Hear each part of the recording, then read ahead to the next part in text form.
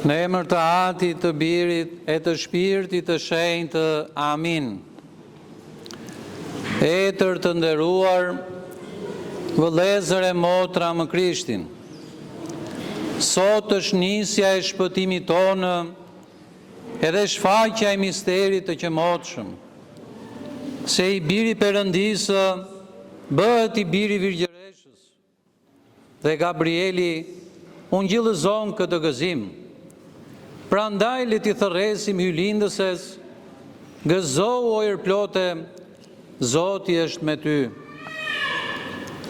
Sot jemi mbledhur këtu në kishën e ungjillëzimit të hylindëses Mari për të kremtuar një ngjarje shumë të madhe e të rëndësishme në jetën adhuruese të popullit të Perëndisë, që ka të bëjë me vizitën e kryeangjëllit lajmëtar Gabriel në qytetin e vogël të Nazaretit shumë kohë më parë, tek një virgjëreshe e quajtur Mari. Ai e njoftoi atë se jeta e saj e kulluar dhe shumë e virtytshme kishte tërhequr vëmendjen e Perëndisë dhe ishte zgjedhur nga tërë gratë e botës për të sjellë në këtë jetë fjalën dhe birin hynor të Atit si njeri të mishëruar.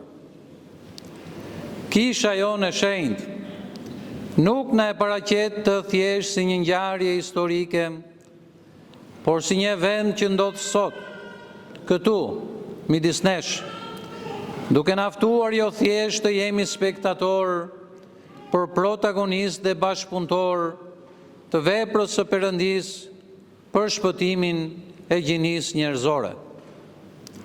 Ne nuk ftohemi vetëm të bëhemi admirues të jetës dhe veprës së hylindëses, por edhe imitues të saj. Sot Virgjëresha Mari thot po me shtarit dhe pranon të bashkëpunojë me Perëndin për shpëtimin tonë, duke përmbushur premtimin e Perëndisë në kopshtin e Edenit se pasardhësi i gruas do ta mondi Satanajin. Sot është nisja e shpëtimit ton dhe shfaqja e misterit të qemotshëm.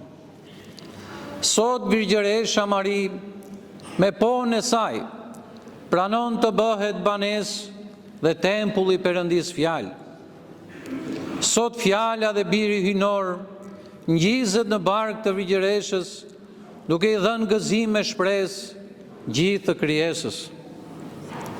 Gëzohet Gabrieli dhe gjithë ushtrisë angjëllore, se më në fund ata do të mund shikonin birin dhe fjalën hynore të trupëzohet si bir Adami.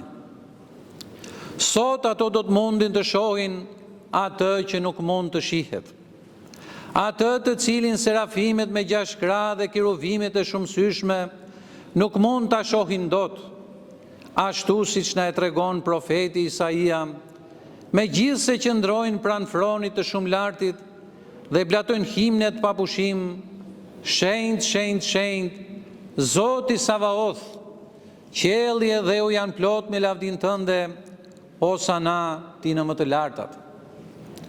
Sot kisha jonë e shenjtë na fton ta himnojmë e ta falenderojmë ylindsën me himne angjëllore.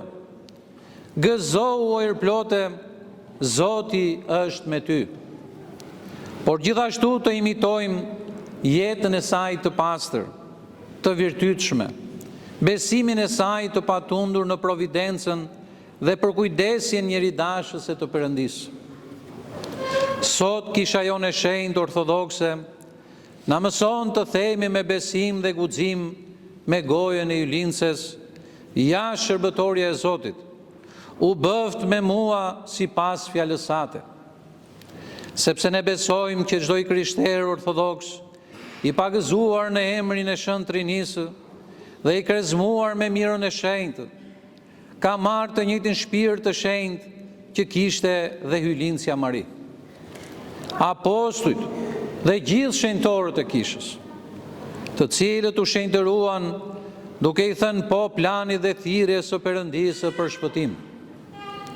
Askush nuk mund t'i thot po Perëndisë dhe të bëhet bashkëpunëtori i tij Nëse nuk i thot më parë jo egoizmit, lavdidashjes dhe kotësisë së kësaj jete.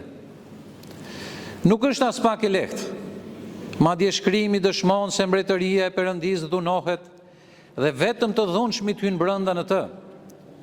Nëse çdo njëri nga ne nuk dhunon veten e tij, egon e tij, pasionet, veset e tij, anët e liga të karakterit të tij, nuk mund të trashëgojë mbretërinë. Kreshma, lutjet, vetëpërmbajtja, veprat e mëshirës arritën të përsosin shpirtrat e përsosur të ylinzëve dhe shenjtorëve, duke i denjësuar për mbretërinë e qiejve.